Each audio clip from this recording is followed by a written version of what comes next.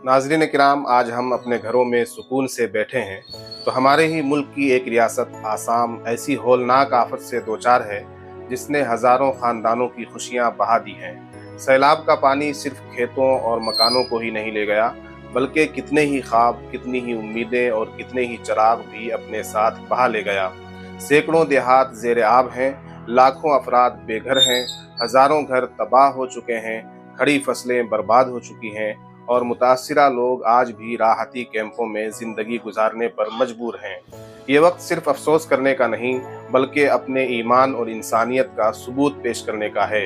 रसूल करीम सल्लल्लाहु अलैहि वसल्लम ने फरमाया कि मखलूक खुदा पर रहम करने वालों पर अल्लाह ताला रहम फरमाता है। आज आसाम के मजबूर और बेसहारा लोग हमारी तवज्जो, हमारी दुआ और हमारी अमली मदद के मुंतज़िर हैं।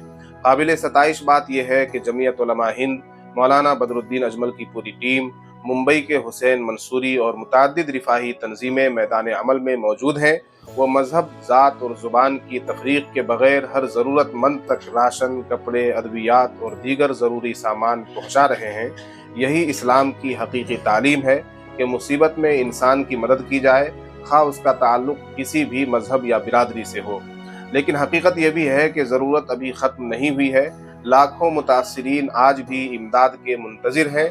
बहुत से बच्चे भूख, बीमारी और बेघरी का शिकार हैं।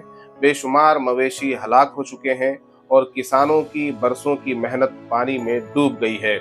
ऐसे में अगर हम अपने वसाइल में से थोड़ा सा हिस्सा भी उन मजलूमों के लिए निकाल दें तो शायद किसी भूखे के चेहरे पर मुस्कुराहट लौट आए, किसी बीमार को दवा मिल जाए और किसी यतीम के सर पर छत कायम हो जाए।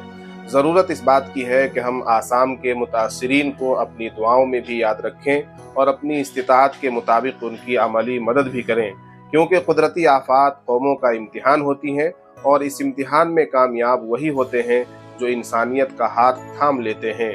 अल्लाह ताला आसाम के हालात को बेहतर फरमाए, मरहूमीन की मग़फ़िरत फरमाए, ज़ख्मियों को शिफा अता फरमाए और मुतासिरा ख़ानदानों को सब्र जमील अता फरमाए और अहले आसाम को जल्द अज जल्द मामूल की ज़िंदगी अता फरमाए।